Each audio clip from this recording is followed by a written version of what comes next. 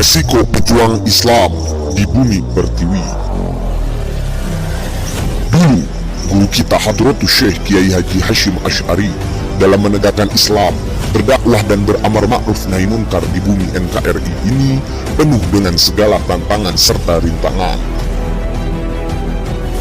Ketika tentara Jepang datang ke Indonesia, mereka mewajibkan bagi siapapun yang ada di Indonesia untuk melakukan shikei, yaitu membungkukkan badan sebagai penghormatan terhadap dewa matahari.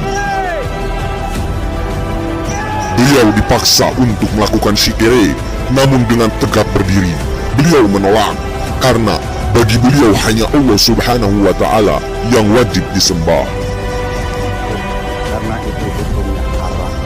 Karena penolakan itulah beliau ditangkap dan ditahan. Bahkan mengalami banyak penyiksaan fisik, hingga tulang-tulang jari tangan kanannya patah, tidak bisa digerakkan. Sungguh biadab dan zalim perlakuan tentara Jepang terhadap beliau. Sama halnya dengan saat ini, Imam besar kita Habib Rizik Syihab diperlakukan secara tak beradab dan zalim karena kegigihan dan keberanian beliau dalam berdakwah, beramar ma'ruf nahi munkar, menegakkan syariat Islam di bumi Indonesia. Hal tersebut menjadi cambuk bagi para penguasa yang menolak aturan-aturan Islam dan yang akan menjadikan negara Indonesia sebagai negara sekuler, liberal, dan komunis.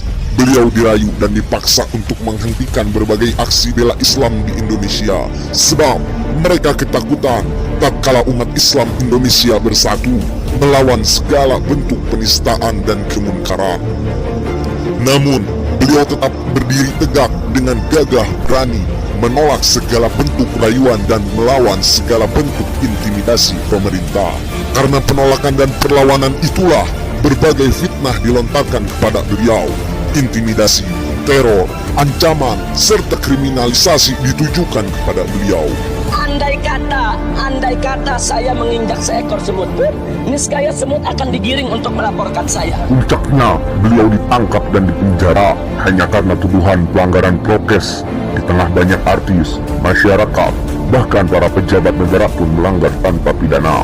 Namun, sebuah diskriminasi hukum dan ketidakadilan ditujukan kepada beliau. Beliau ditahan dengan tuduhan pasal berlapis, 6 pengawalnya dibantai secara keji dan biadab. Masalah prokes yang saya menghadapi ini telah menyebabkan 6 pengawal saya dibunuh dengan keji dan kejam. Seluruh rekening FPI dan keluarganya diblokir, organisasinya dibubarkan, pesantrennya diancam akan digusur, dan puncaknya labelisasi sebagai ormas teroris. Antara Kiai Haji Hashim Asy'ari dan IBHRS mengalami suatu tantangan, rintangan, serta resiko sebagai pejuang Islam yang sama. Namun, perlu diingat, tatkala Kiai Haji Hashim Asy'ari ditangkap dan dipenjara, kemudian para santri, pecinta, simpatisan, dan seluruh umat Islam di Indonesia tidak diam dan hanya berdoa duduk di rumah, membiarkan kezaliman terhadap Kiai Haji Hashim Asy'ari terus berlanjut. Walaupun dengan segala keterbatasan yang mereka miliki, mereka bangkit melawan, berbondong-bondong mendatangi sel tahanan markas Jepang. Tidak sampai di situ, semua umat Islam di seluruh penjuru Jawa pun mendatangi markas-markas Jepang.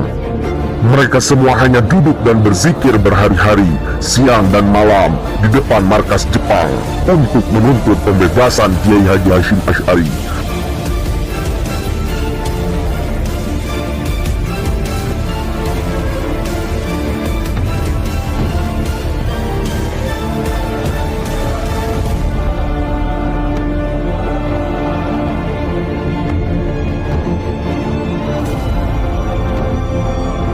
Tokoh-tokoh Islam yang lain pun ikut berjuang mendatangi tokoh-tokoh Jepang dalam upaya pembebasan Kiai Haji Hashim Asy'ari, sampai dibebaskannya Kiai Haji Hashim Asy'ari dari tahanan dan kembali pulang.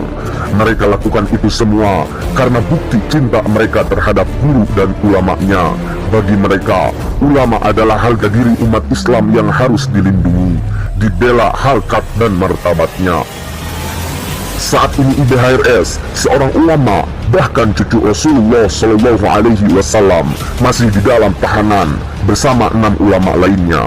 mengalami diskriminasi hukum, bahkan diperlakukan tak beradab oleh petugas jaksa di sana. Sampaikan ke majelis hakim, saya tidak ridho dunia akhirat. Yes. Dipaksa, didorong, dihinakan. Apakah umat Islam akan bangkit melawan seperti halnya yang dilakukan oleh umat Islam pada saat Kiai Haji Hashim Asy'ari ditangkap?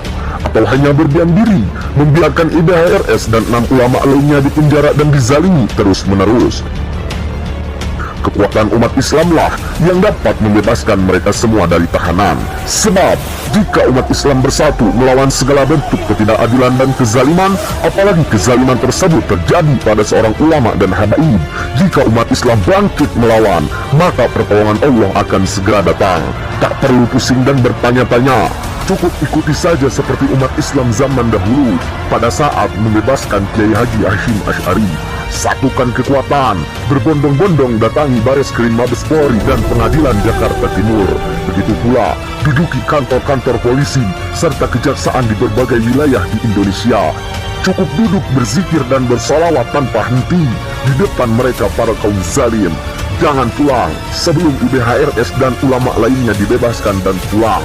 Jangan bersedih dan pasrah, namun mesti tetap tegak melawan, melanjutkan perjuangan, apapun resikonya. Karena demikianlah dunia ini pahit bagi mereka para pejuang Islam penegak kebenaran.